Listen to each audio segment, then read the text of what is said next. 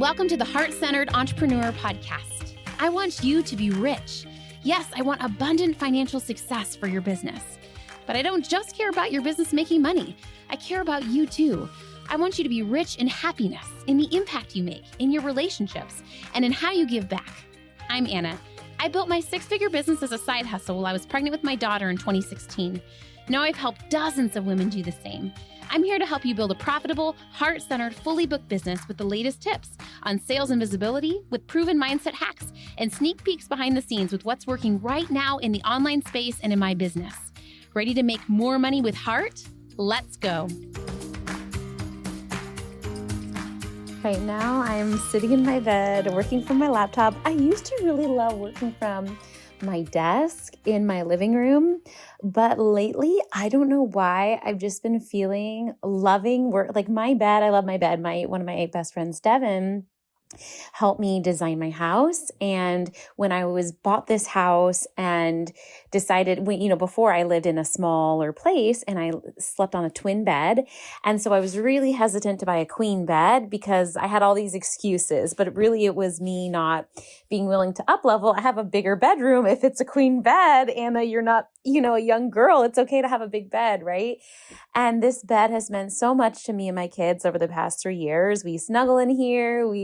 I bought like super nice soft bed sheets, and I should put the link to my bed sheets because they're just like luxe.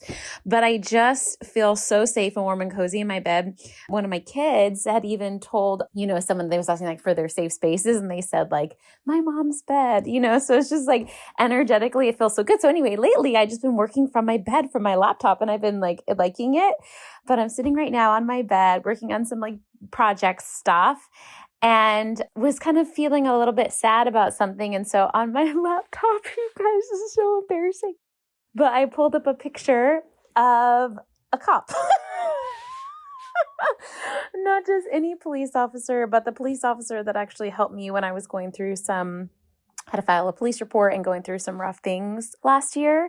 And I didn't take a picture of him. I ended up seeing his picture with his name, blurred out on the local police social media for a different project that they were doing. And I'm like, oh, that's the police officer that was like really there for me when I was like doubting myself and like, is this a good idea to go in? And like, anyway, so I saved it on my desktop and I pull it up sometimes, not in like a romantic way. Okay.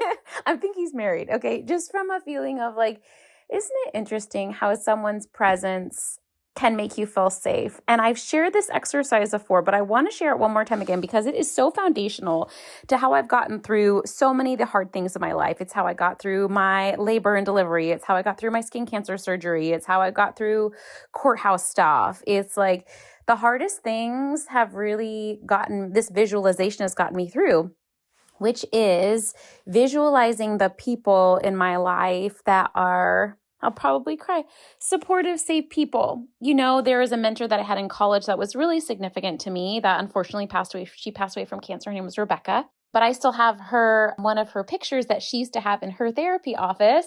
She wasn't my therapist. She was more my mentor, but I was able to get her this painting and it hangs in my bedroom now. But I visualize her, right? I visualize my amazing coach, Lacey, that supported me through some really difficult times, not just in business, but in life.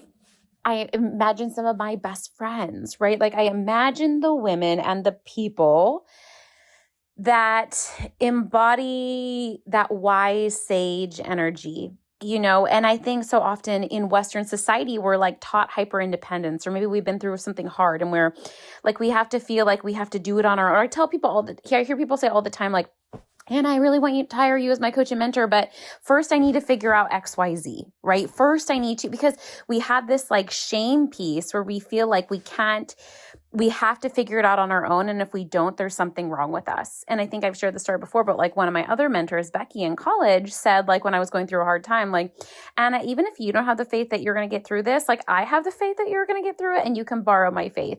And that really stuck with me.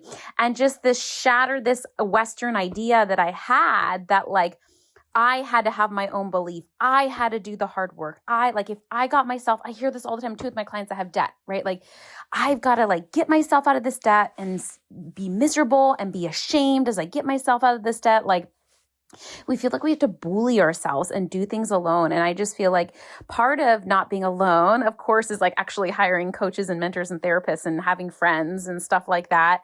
But I also think that even energetically, we don't have to be alone. Isn't that interesting that even in our thought life, we are afraid to rely on other people? And I remember really as I was building my business, it was the biggest exercise in trusting others, because there's no way that I could make multi-6 figures on 3-day work week without having a part-time nanny, without having my mom helping me, without having, 3 team members work in my business, without having my coach and my therapist and blah, blah, blah. There's no way. Like, you have to let go. And the cool thing, a lot of people say like, oh, I don't want to make more money because I don't want to have more work. I don't want to sign more clients because I don't want to be overwhelmed. Yeah, that's only going to happen if you don't let and accept support in. And the practice of that starts now. Even if you're not in the place to hire another team member, the practice of letting go, letting community support you starts right now in this very moment. And yes, of course, it's important to like take that into the 3D and like actually make friends and get support from real people. But I think it even starts before that. Like, I think it starts in our mind. And that's why I think this exercise is so important.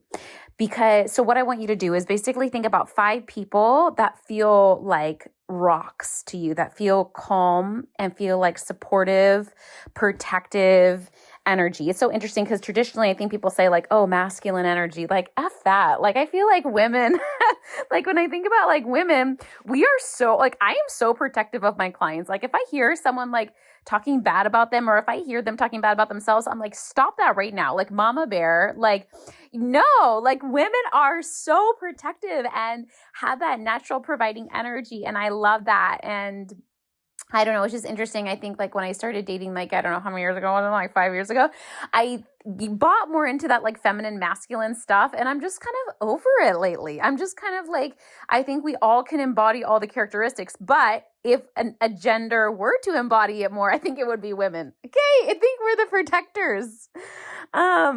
Anyway, I digress. So what was I going to say? So I want you to think about 5 people, 5 humans in your life that mentally are people that you can trust.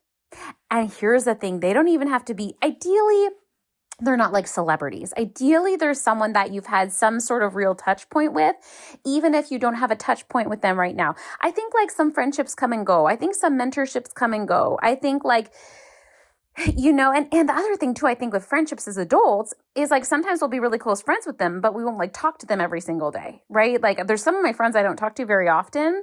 Like my sweet, sweet friend Erica, the other day, she sent me like a care package with like a robe and chocolates, and that like I hadn't talked to her in like 6 months, right? But like I would let her like come and sleep in my bed today. Like I love that woman. And like, so anyway, what I'm saying is you don't have to pick people you talk to every day, because I think it's just the idea is that you trust them and they have really supportive, strong energy for you. Maybe someone's even passed away, like Rebecca for me, right? Or maybe it's a friend and you're not really close right now, but still, who cares, right? Like, again, they're not even going to know that you're going to use them for this exercise. So like, this is just up to you in your own mind and your fantasy and your imagination. Having kids has really taught me too the power of imagination. Lately, I've been like doing a little bit of dream work and trying to like remember my dreams more when I wake up. And I just think our subconscious brain is so powerful. Like it's doing little things behind the scenes we don't even know it's doing. So it's like, and our subconscious brain like wasn't always very kind to us. Sometimes it's like not programmed in the best way. So we might as well use our creativity and play and imaginative brain for the best, right? Anyway, so I want you to think about 5 people. I want you to write their names down. Bonus points if you email them to me. I would love to see who they are. Just pick 5. It doesn't matter. And then I want you to do a practice before you're in a moment of distress. And I want you to close your eyes now, if you can safely do so. And I want you to think about these people. And when I do it, I actually imagine them in the room with me. So like when I was having my skin cancer surgery, like I was actually like, it's like a 4 or 5 hour thing and you're actually awake for it because they like do it in layers and then send it back to the lab. So like in between, you're like walking around, with this like giant bandage on your head. But I actually imagined like literally sitting in the chair next to me, these 5 different women. And I can tell you, I went from feeling like in extreme distress to crying happy tears. in the operating room. Like, it really does bring you there to that place of gratitude and embrace and support. So I want you to think about 5 people that embody that for you. And then I want you to imagine them around the room right now with you. And I want you to see how they're looking at you. Kind eyes, soft energy, strong presence, advocacy, love, right? It's a way that often we're not looking at ourselves when we're scared or ashamed or afraid or blah, blah, blah, right? And I think it's powerful to lean on other people, even in our thought life. Isn't it crazy that we are wild, that we don't even allow ourselves to do this? And it, because we're so independent, we're so afraid to receive, right? That we can't even do it in our thought life, right? But it is so supportive. And then I feel like that really oozes into in our 3D life, being able to let go and trust people and let people support us. I feel like that could be a whole nother podcast, right? But I think it starts there. So I don't want to hear for another second, like, oh, I want to hire a team, but I can't right now. Like, you can start letting go right now. And in small ways, asking the people in your life, hey, husband, can you do this for me? Hey, family, like lately at night, we've been doing something called closing shift, where at night, I asked my kids, like, okay, let's list down all the things that mom does. I had gotten them on like their end of the night, like their own chores, like their own folding of their own clothes and their own cleaning their own room. But I was like, we need to like all help out with everything. And so writing down, like, what's the closing shift things mom does every night? She plugs in the car to charge it.